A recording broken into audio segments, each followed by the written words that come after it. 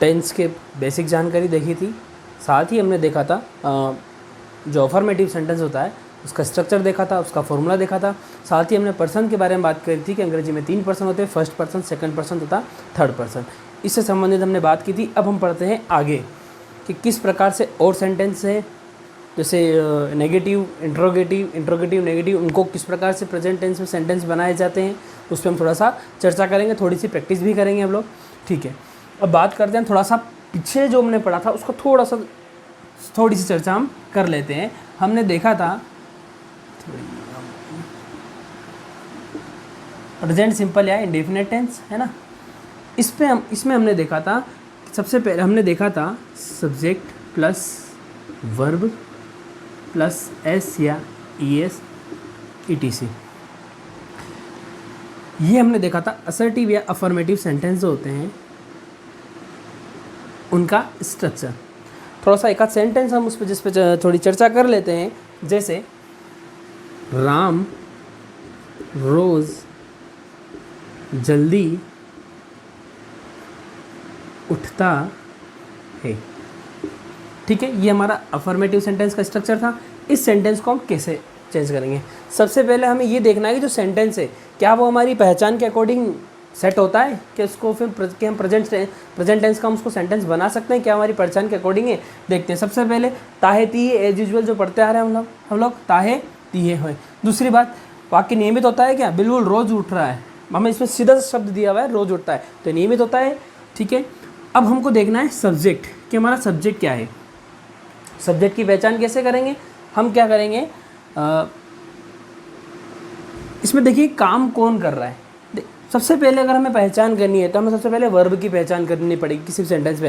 देखिए, किसी भी सेंटेंस के अगर देखे जाते हैं 3 भाग हमें ध्यान रखने हैं। सबसे पहले हमें सब्जेक्ट की पहचान करनी है, वर्ब की पहचान करनी है, ऑब्जेक्ट की पहचान करनी है। लेकिन सबसे इंपॉर्टेंट पार्ट होता है वर्ब। जैसा कि मैंने आपको बताया था कि वर्ब के बिना सेंटेंस बन नहीं सकता, वर्ब के बिना सेंटेंस होता है अधूरा होता है। ठीक है, तो सबसे पहले हम वर्ब की पहचान करेंगे। वर्ब क्या है?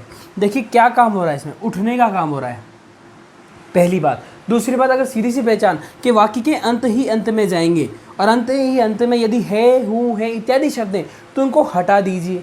उनको हटाया, उनको हटाने के बाद हमें शब्द क्या निकल रहा है? उठता।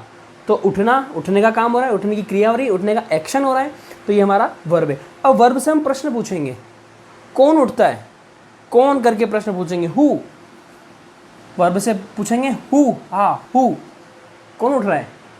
राम उठ रहा है। तो राम हमारा क्या हो गया? सब्जेक्ट हो गया। अब हमें वर्ब से प्रश्न, वर्ब जो हमारी वर्ब दी हुई है उसके बाद हम पहचान कर ली हमने, उठता। उसके बाद यदि एस या एस लगता है या नहीं लगता है वो हमें देखना है। उसके बाद जो भी बच रहा है वो, ठीक है। तो राम उठता है। उठने के लिए तो अराइज वर्ब होती है, एक वेकअप होती है। तो वेक्सअप कब उठता है? अर्ली उठता है, जल्दी उठता है। कब उठता है? डेली उठता है, मतलब डेली क्या उठता है? जल्दी उठता है। अब कहेंगे सर ये एस एस किस आधार पर लगाया, तो वही आज हम चर्चा करेंगे, एस या एस के नियम, कि जब वर्ब में ऐसे कौन से नाउन प्रोनाउन हो तब हमें एस एस लगाना है, ऐसे कौन से नाउन प्रोनाउन हो तब हमें एस या एस नहीं लगाना है। ठीक है, ये सेंटेंस देख लीजिए आप लोग। अब हम चर्चा करते हैं, थोड़ा सा ट्रेलर दिखाया, अब पूरी फिल्म पे चर्चा करते हैं हमारी।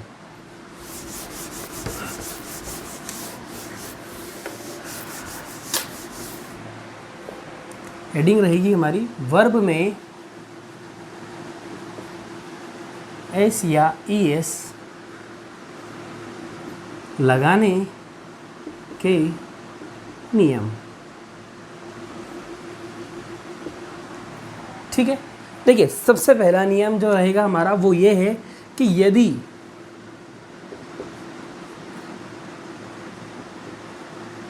वाक्य का सब्जेक्ट,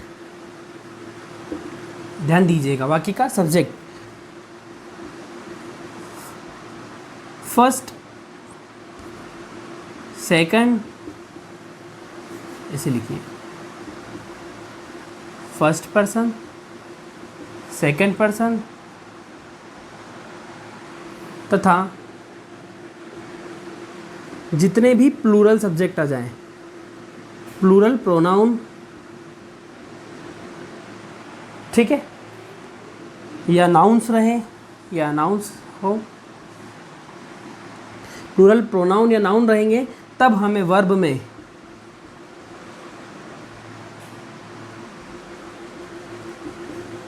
एस या ईएस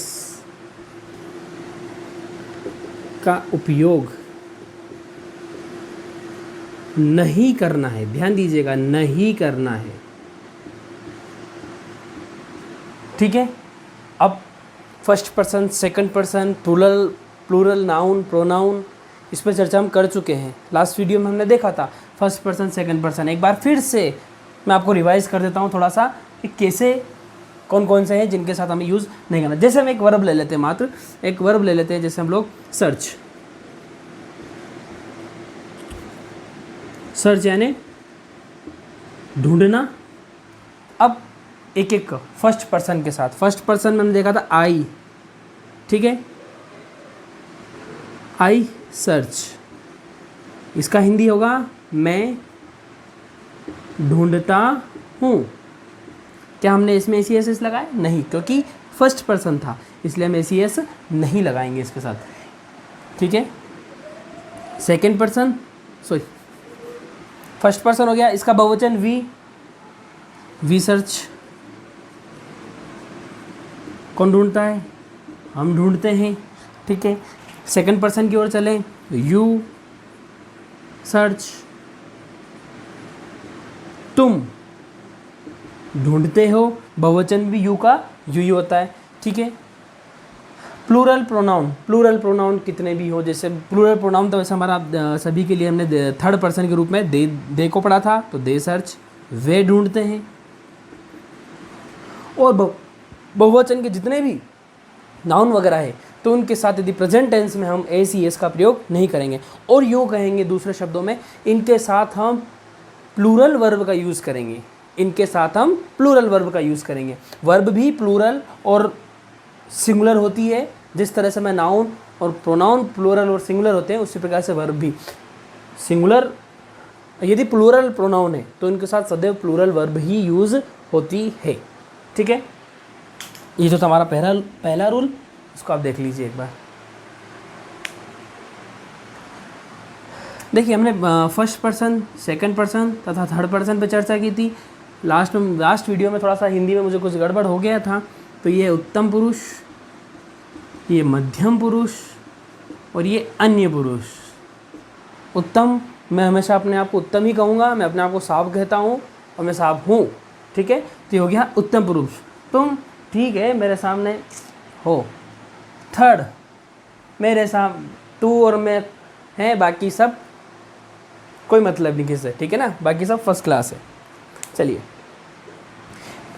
अगले रूल की तरफ चलते हैं। ये रूल आपने लिख लिया होगा आई होप, लेकिन कोई बात नहीं, जब हमारा टेंस पूरा कर लेंगे उसका मैं आपको एक इसके PDF भी लिंक डालूंगा लास्ट वीडियो में, तब आप वहाँ से भी लिख सकते हैं इसको। ठीक है,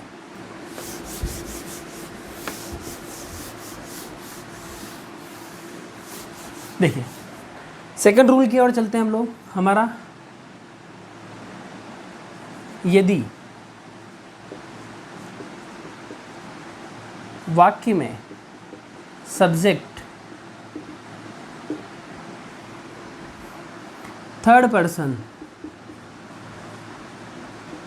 सिंगुलर नंबर हो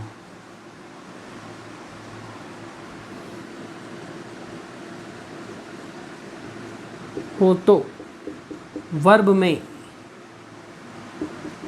एस या ईएस का उपयोग करते हैं। ठीक है, ध्यान दीजिएगा, यदि वर्ब में थर्ड पर्सन सिंगुलर प्रोनाउन हो। थर्ड पर्सन सिंगुलर प्रोनाउन कौन कौन से हैं? ही है, शी है, इट है, राम है, सोहन है, इत्यादि है। किसी का नाम ये सारे, इनके साथ अगर आपको ये सब दिखाई दे तो वर्ब में एस या ई एस का यूज़ करते हैं। अब बात आती है एस का यूज़ करें या ई एस का यूज़ करें। देखिए एस या ई एस का यूज़ करना है, उसके थोड़ा सा कुछ रूल है, वो मैं आपको ज़रूर उसके वो रूल भी बताना चाहूँगा। एक वाक्य देख लेते हैं उससे पहले। वह खाता है, ठीक है। वह खाता है तो ही ईट्स। अब हमने इसमें लगाया है एस। अगले वाक्य की ओर चलते हैं, एक वाक्य की ओर देखते हैं। वह जाता है, ही गोज़। ये क्या नाइंसाफ़ी है भाई, इसको तो एक ही वर्ड दिया, इसको दो वर्ड दिए, तो गलत बात है। देखिए इसका मूल रूप है ईट, इसका मूल रूप है गो, इसके साथ एस क्यों लगाया, इसके साथ ईएस क्यों लगाया, गजब बात है। तो देखते हैं चलो क्यों लगाया, पहले आप इसको नोट कर लीजिए एक बार। बहुत इंपॉर्टेंट बात है, इसको आप याद रखिएगा। इसमें बच्चे चक्कर खाते हैं, हमेशा गलतियाँ करते हैं, ये ध्यान रखिएगा आप लोग।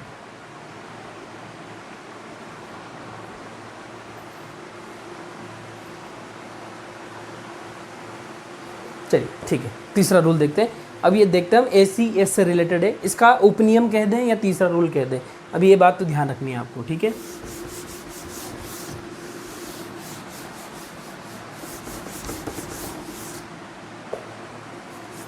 तीसरा रूल,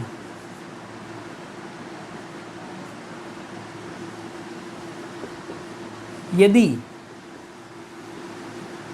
आप एक काम करें, इसको सेकंड का ए लिखें। यदि वर्ब के अंत में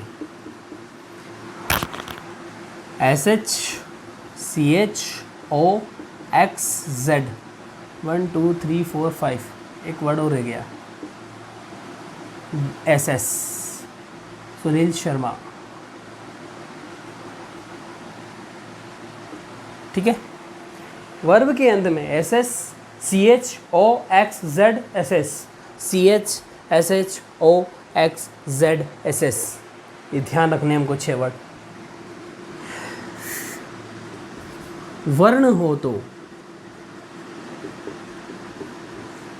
ध्यान दीजिएगा, हम सेकंड का फर्स्ट पढ़ रहे हैं rule, third person singular subject, SES का यूज़ करना है, एस का कहाँ यूज़ करना है, ES का यूज़ करना है, लड़ाई ख़त्म करनी है इनकी, ठीक है। हो तो वर्ब में,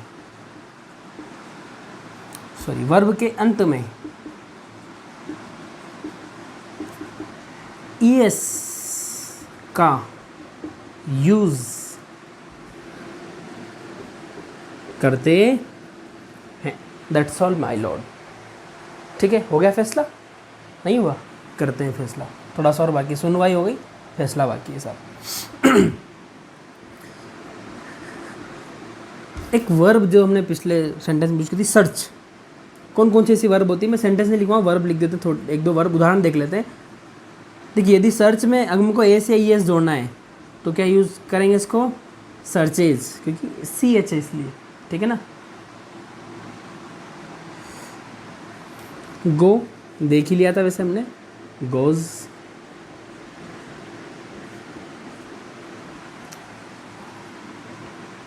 फैच FETS यानी निकालना, फैचेज,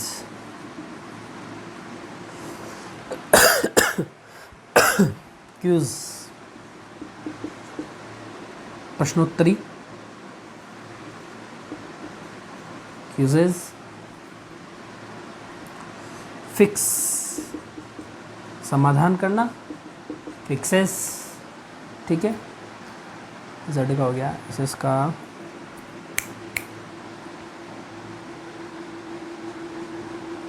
ठीक है, SS का कहीं आ गया तो फिर अपन आगे चर्चा कर लेंगे उसके उस पर हम लोग, ठीक है। ये इस तरह से यदि ऐसे वर्ब आ जाए, CH आ जाए, CH आ जाए, O आ जाए, CH का फिर लिख दिया मैंने, ऐसे आ जाए, SH का रह गया पुश, धक्का देना, पुशेश, SS का पास, पासेज, उत्तीर्ण होना, ठीक है। ये तो मात्र एक उदाहरण है, जब भी हमको इस तरह से वर्ड नज़र आएंगे, SH O CH Z F sorry X SH SS, लेकिन ये भी ध्यान रखना है साथ में ही होगा, शी होगा, शर्तें लागू है, ठीक है। तो ये हुई बात, ठीक है। इस तरह के शब्द नज़र आएंगे, फिर से ध्यान दें, SH, CH, OX, Z, SS, इस तरह के शब्द आएंगे तो हमें वर्ब में ES का उपयोग करना है। ठीक है, ये तो हो गई S और ES, इनके दो भाई थे, ठीक, दोनों भाइयों को फैसला, लेकिन इनके अंकल जी का लड़का है, वो भी रो रहा है। अब इनके अंकल जी के लड़के पे चर्चा करते हैं। देखिए कौन है अंकल जी का लड़का, मिलो भाई, मिलते हैं सब। ए, सेकंड का ए हो गया, अब सेकंड के बी की ओर चलते हैं।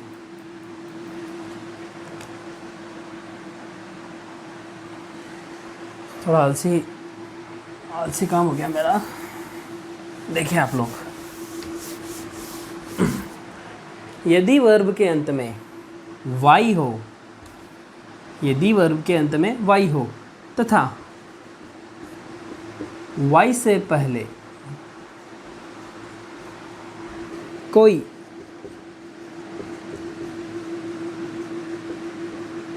कॉन्सोनेंट यानी व्यंजन, खाने का नहीं, अंग्रेजी का, अंग्रेजी में कितने व्यंजन होते हैं सर, नहीं पता, बताओ, बताते हैं। यदि कोई कॉन्सोनेंट हो तो वाई को भेजेंगे घर पे, उसकी जगह बुलाएंगे अंकल जी के लड़के को। कौन है अंकल जी का लड़का, IES।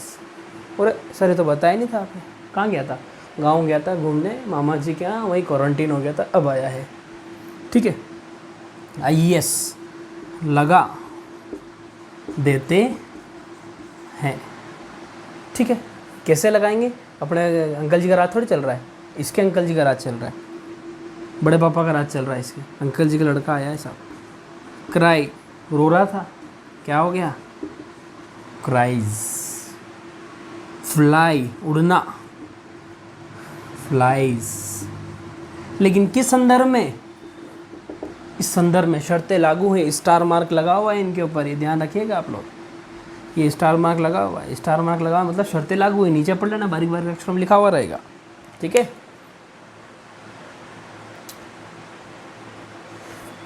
यदि वर्ब के अंत में वाई हो तथा वाई हो तथा वाई से पहले कोई कॉन्सोनेंट हो, व्यंजन हो, तो IES लगा देते हैं। व्यंजन, देखिए अंग्रेजी में टोटल 26 वर्ण है, पता होगा सर, हमको तो सब पता है, आप हमें क्या बेवकूफ़ समझते हैं क्या, बता दूं फिर भी, मैं तो 12वीं में आके पता चला कि 12 टेंस होते हैं, बता दूं, मुझे व्यंजन याद ही नहीं थे, अब याद पड़े मुझे, तो कल पढ़ रहा था जब। IAEIOU, ये जो 5 शब्द हैं, ये अंग्रेजी की मात्र 5 मात्राएं हैं, ये मैं पागल बना के रखती भयंकर तरीके से। तो ये 5 तो हमारे हो गए स्वर, स्वर, वोवेल, और इनके अतिरिक्त जो 21 वर्ण बचे वे सारे के सारे क्या होते हैं, कॉन्सोनेंट। ये तो सारे, ये तो 5 स्वर है, ठीक है, बाकी सब क्या है, कॉन्सोनेंट, व्यंजन है। ठीक है, देख लीजिए इसको आप लोग।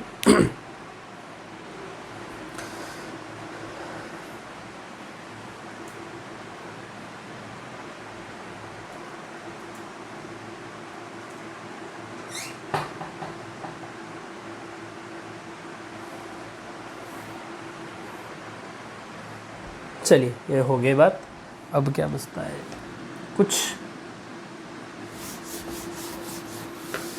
उदाहरणों पे चर्चा कर लेते हैं।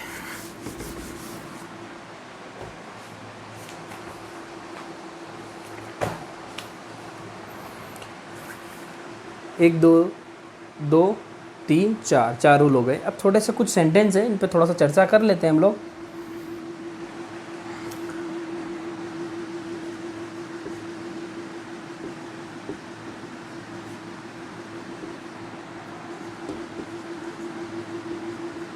वह रोज दौड़ता है। नंबर 2,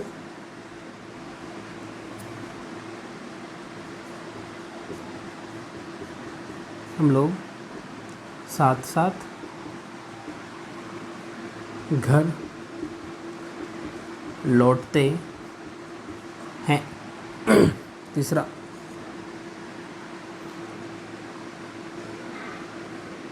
मैं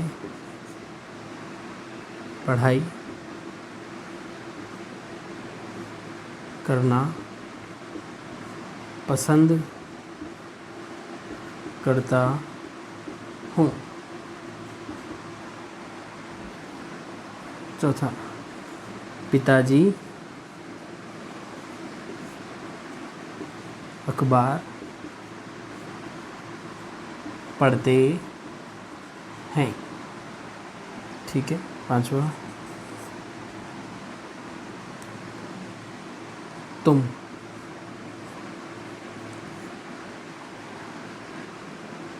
फुटबॉल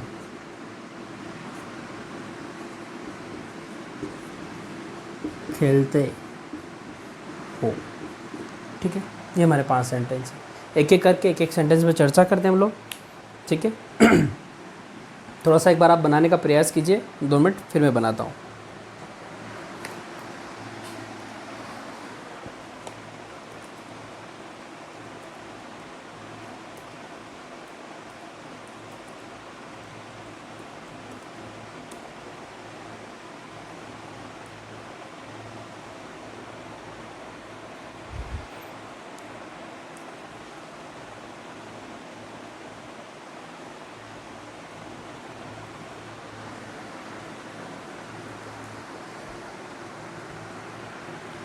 चलिए, आई होप इतनी फास्ट आपने कर लिए होंगे। मैं समझाता हूँ। देखा, वह रोज़ दौड़ता है। तो सबसे पहले वर्ब की पहचान करेंगे।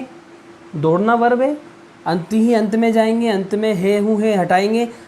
नज़र आया दौड़ता, दौड़ना, रन वर्ब याद आ गई। ठीक है, कौन दौड़ता है? वह दौड़ता है। तो वह को अंग्रेजी में बोलते हैं ही। अब वह को तो हम ही भी बोलते हैं, शी भी बोलते हैं, इट भी बोलते हैं। ही कैसे लगाया? ये क्या बात है? ता है, ती है, ते है। ठीक है, पता चलिए लिंग का निर्धारण किया हमने, तो आ गया ही। कब दौड़ता है? रोज़ होता है, बाद में लिखेंगे उसको हम, समय वाली बात है। He runs daily. एन था, एस एस नज़र नहीं आया, सी एस नहीं आया, ओ नहीं आया, एक्स नहीं आया, एस एस नहीं आया, जेड नहीं आया, तो ऐसी है। ई एस नहीं लगाना, वाई नहीं था, आई एस भी नहीं लगाया, इसलिए एस। ठीक है, ही रन्स डेली। हम लोग साथ साथ घर लौटते हैं। सेकंड सेंटेंस को पहला कर लिया होगा आप लोगों ने, इसको नोट कर लीजिए पहले को। चलिए सेकंड वाले सेंटेंस में चलते हैं। मैं ऊपर लिखता चलता हूँ आपको एक एक सेंटेंस को, कैसे है ना। ठीक है, हम लोग क्या काम कर रहे हैं? हम लोग घर लौटने का। ठीक है, लौटते हैं। कौन लौटते हैं? हम लोग। हम लोग को तो वी पीपल नहीं बोलेंगे, वी बोलेंगे ओनली। ठीक है ना, हम लोग वी। घर लौटना, लौटना नहीं, रिटर्न। We return. क्या ए सी एस लगाएंगे? नहीं, क्योंकि बहुवचन है, किनारा सारा मना गैया, मेरी ए सी एस लगाने की ज़रूरत नहीं है। तो वी रिटर्न होम, हम घर लौटते हैं। कैसे लौटते हैं? Sorry, we return to the home, घर की ओर लौट रहे। संबंध स्थापित करने से प्रीपोजिशन लगाया हमने।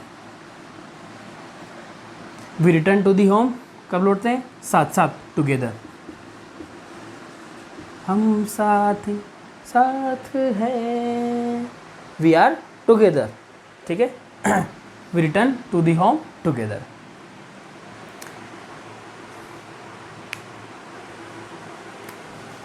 सॉरी, हाँ यस, ठीक है। ए सी एस नहीं लगाएंगे क्योंकि बहुवचन है, वी है, इसलिए बहुवचन के साथ ए सी एस लगाने की आवश्यकता बिल्कुल भी नहीं है। ठीक है, अगले सेंटेंस की तरफ चलते हैं।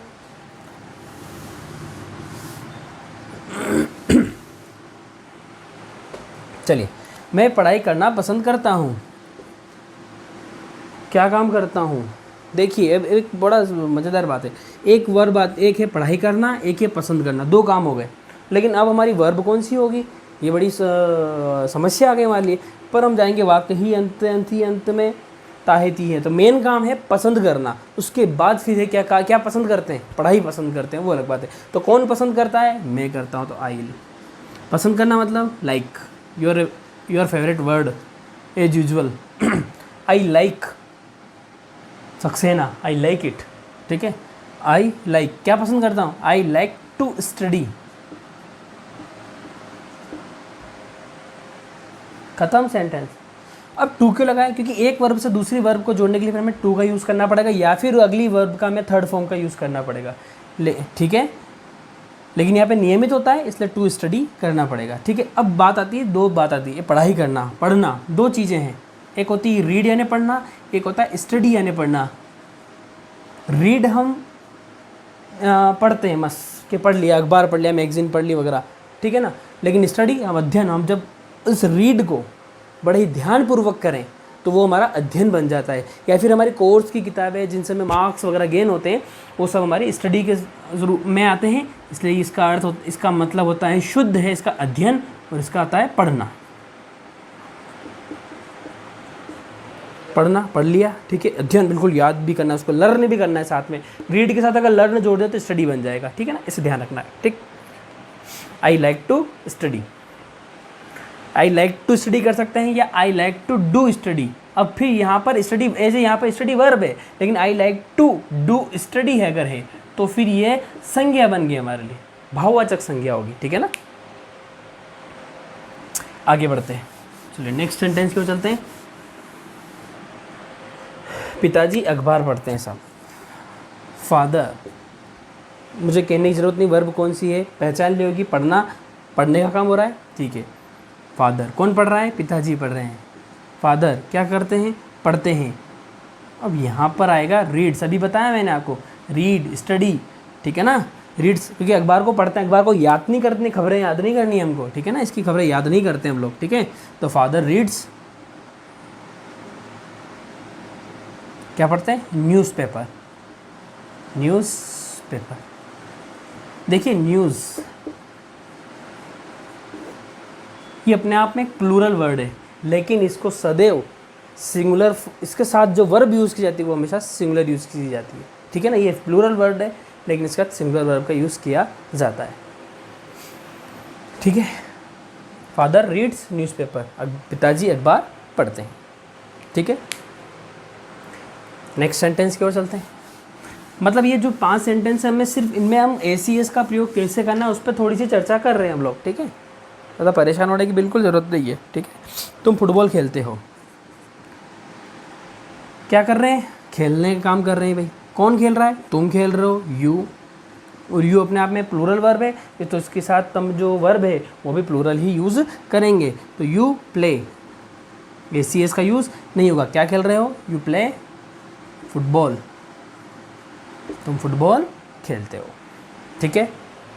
समझ में आ गया होगा। ये जो जितना भी पढ़ा हमने, 4 रूल देखे, इन 4 रूल को पढ़ लिया।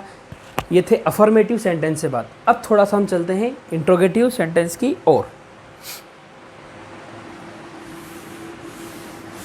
ठीक है। नेगेटिव सबसे, उसके बाद पहले हम लेते हैं अब नेगेटिव सेंटेंस। अफर्मेटिव सेंटेंस देखें, अब नेगेटिव। बड़ा ही केयरफुल तरीके से आप इसको देखेंगे। देखिए नेगेटिव का अगर फॉर्मूला देखें सबसे पहले तो सब्जेक्ट, उसके बाद डू, फिर does plus not plus verb. और वर्ब की हमेशा हमेशा फर्स्ट फॉर्म ही रहती है प्रेजेंट टेंस में, बार बार ये बात बताने की आवश्यकता नहीं है। अब वही समस्या, डू का यूज़ कहाँ करेंगे, डज का यूज़ कहाँ करेंगे, फिर समस्या आ गई, लड़ाई की जड़, लड़ाई की बात आ गई। देखिए वैसे तो रूल हमने देख लिए, जहाँ जहाँ हम ACS का यूज़ करते थे, एस या ES या IES का यूज़ करते थे, वहाँ वहाँ हम डज का यूज़ करेंगे प्रश्नवाचक बनाने के लिए, और सॉरी नकारात्मक बनाने के लिए, और वहीं वहीं हम डू का प्रयोग करेंगे, ठीक है। थोड़ा सा एक काम करते हैं, इस बात को हम थोड़ा डिटेल में बाद में समझेंगे। नेगेटिव और इंट्रोगेटिव दोनों को मैं आपको एक साथ समझाऊंगा, थोड़ा सा कंपेयर करके समझाऊंगा तो ज़्यादा बेहतर तरीके से समझ में आएगा, वरना फिर मज़ा नहीं आएगा, ठीक है। थोड़ा सी कुछ एक आपको मैं टास्क देना चाह रहा हूँ, वो आप थोड़ा सा देख लीजिएगा कि कुछ ऐसे पैराग्राफ हैं या ऐसे बोलें, है ना, जिन्हें प्रेजेंट टेंस की सहायता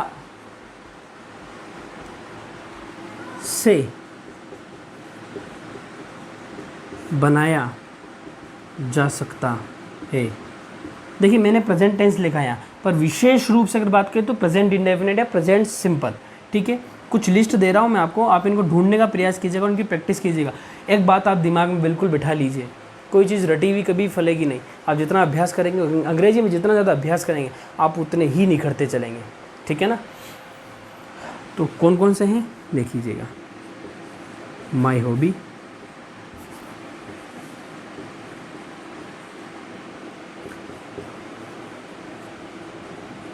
प्लेजर ऑफ मॉर्निंग वॉक, या फिर ओनली सिंगल मॉर्निंग वॉक के नाम से मिल जाएगा आपको, ठीक है। My favourite teacher, leader, actor, cricketer, sportsman बोल दूँगा ना, क्रिकेटर फिर गलत बात हो जाएगी ना, sportsman. I like the game, book, festival the most. मतलब ऐसे त्यौहार, ऐसा खेल, ऐसी किताब, ऐसी त्यौहार जिसे मैं सबसे ज़्यादा पसंद करता हूँ, ठीक है। My best friend,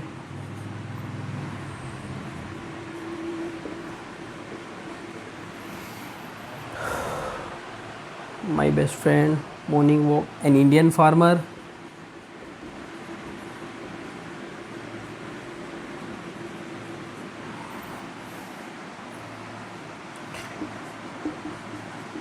life in a city, village, life in a village या life in a city. Indian farmer हो गया, 1 2 3 4 5 6 7। इसके अलावा आप देखेंगे, yes, my daily routine,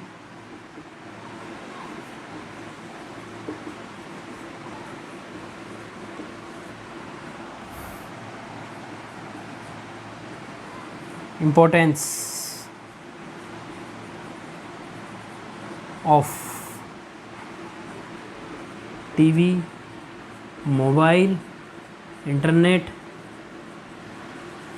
tree,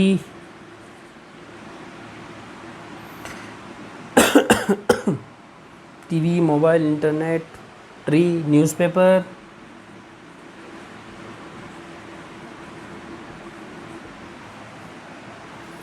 ठीक है। और भी कुछ है, थोड़ा सा इसको मिटा दूँ। डिसएडवांटेज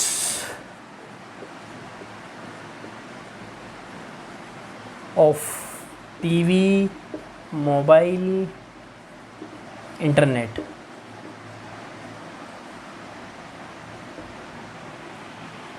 इम्पोर्टेंस तो हम बहुत सारी लिख देंगे इंटरनेट मोबाइल की, पर डिसएडवांटेज लिखने में बड़ा जोर आएगा हमें। इंडिपेंडेंस डे,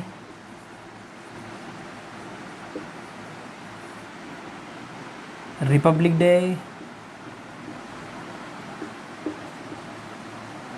देखिए इंडिपेंडेंस डे और रिपब्लिक डे या फिर और भी कोई ओकेज़न है, एनुअल फंक्शन वगैरह है, वो भी आप उनको आप प्रेजेंट टेंस में भी लिख सकते हैं, पास्ट में भी लिख सकते हैं। अगर फ़र्क कहाँ आता है, यदि आपने स्टार्टिंग के में शुरुआत लास्ट शब्द लिख दिया कि last week, last Friday, last Sunday, last Monday, कुछ लिख दिया, लास्ट वीक, लास्ट मंथ, तो आपको पूरा पास्ट में लिखना होगा। लेकिन आपने ऐसा नहीं लिखा, एवरी ईयर शब्द से शुरू करा, every year we celebrate Independence Day on 15 August, ठीक है।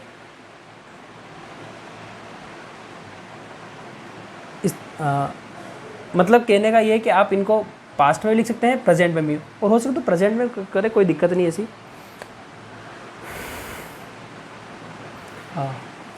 रेनी डे, ये रेनी डे को भी आप सेम इस तरह से प्रेजेंट में भी लिख सकते हैं और आप उसमें भी लिख सकते हैं, पास्ट में भी, पर इसको मोस्ट प्रोबेबली पास्ट में भी लिखा जाता है, ठीक है ना, क्योंकि उस रेनी डे का आपने मज़ा ले लिया, उसके बाद आपको उसको चर्चा करनी है, ठीक है। या फिर ऐसा कि हर साल आप रेनी डे के मज़े लेते हैं, हर साल लेते हैं उसके, तो फिर आप उसको प्रेजेंट में लिखेंगे।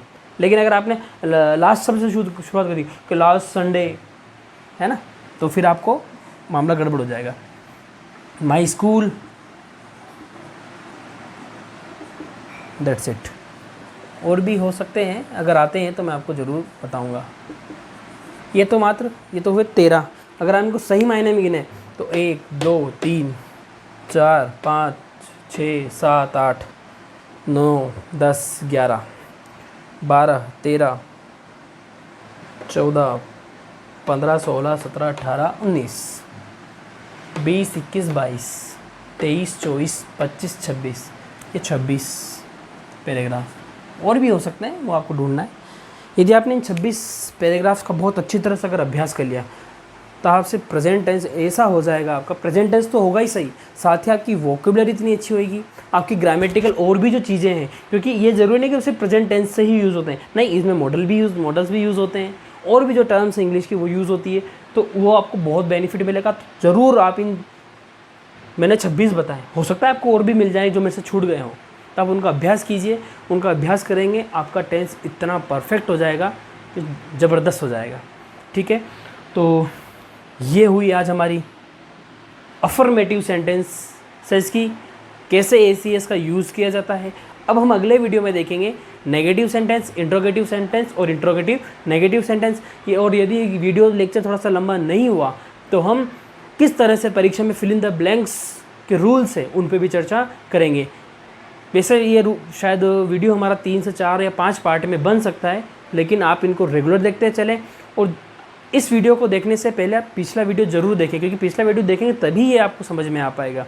ठीक है, तो आप रेगुलर पढ़ाई करें। Thank you very much.